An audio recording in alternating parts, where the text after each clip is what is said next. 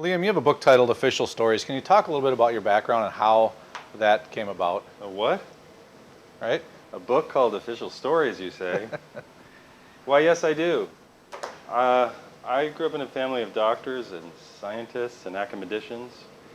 They practiced the family business during holidays. So every holiday and every family meeting was a series of arguments and conversations about what was true, who was writer, Yeah. and they would quote chapter and verse from whatever journal article had come out, and they really argued with each other. And they weren't really a loving family. They weren't demonstrative. They didn't really hug.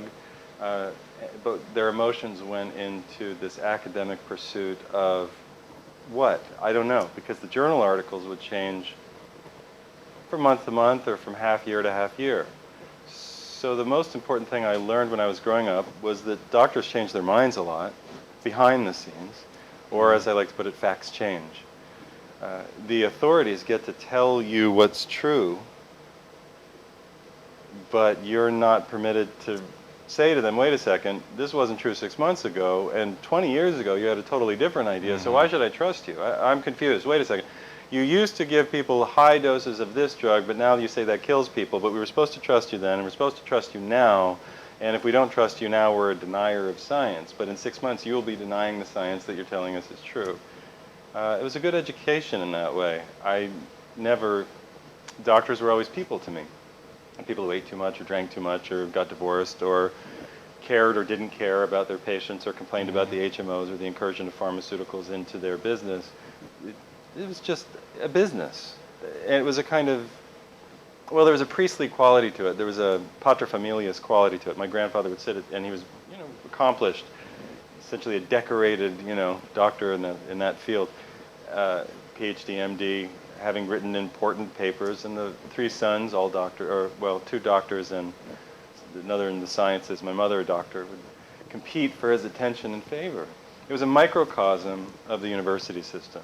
It was a microcosm of the hospital board and the people who were important and making decisions. And then my mother, a doctor, reported to me without knowing she was every day of my life when I was growing up about how hospitals work. Oh, well, you can't get this done unless you're essentially, the word they use on Comedy Central is blowing. I won't use that word, but the concept is unless you're favoring kissing arse. That's what they said, brown nosing. There was a lot of talk of having to brown nose, and you know what that means. So I grew up in that family. I was very much on the outside for a variety of reasons. My mother married somebody that the family didn't like, and that ended in a divorce. And he was a doctor too, so I saw doctors on every side of the family. And I just suppose I had an artistic temperament and drew and painted and was interested in the arts and letters and language and these sorts of things. And I was good at the sciences, gifted I suppose, I enjoyed them, but they weren't true. Poetry was more true than the lie that comes up every 6 months that you're poisoning people with. When I became an adult, I went through a number of passages. I studied foreign language, I studied a lot of different things. I tutored, I studied music. I had a nice, well-rounded education that I chose for myself. And I think that doctors and people who hyper-specialize lose the ability to be people and lose the ability to be critical thinkers because they focused on the very, very tiny tip of this bottle, and this is the whole world, and they're looking at this. And then this becomes the patient, and they're looking at the tiny, tiny, tiniest tip. And the patient is bleeding out of all these holes up here. And the doctor says, well, based on your studies, it looks like we have to try this new drug. And the person's saying, doctor, could you plug these holes or could you pull those? I've got a nail in my foot. Could you stop doing PCR on me? PCR is a polymerase chain reaction. And they do these tiny genetic tests. Meanwhile, can you get the rusty nail out of my foot?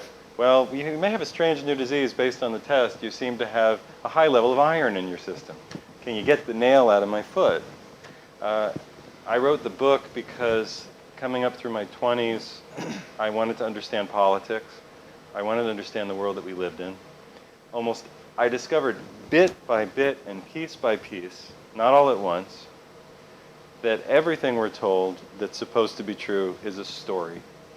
It's a kind of story. It's a kind of myth. I think we live in myth more than we live in anything.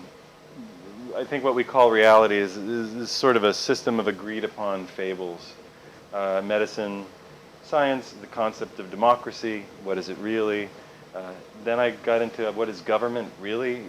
What am I voting for again? Because isn't it the same no matter who I vote for? And aren't the oil companies sending teenagers who don't have a better idea for themselves to kill people in a country that didn't do anything to us, as far as I remember? Yeah, so I had to focus on what is politics.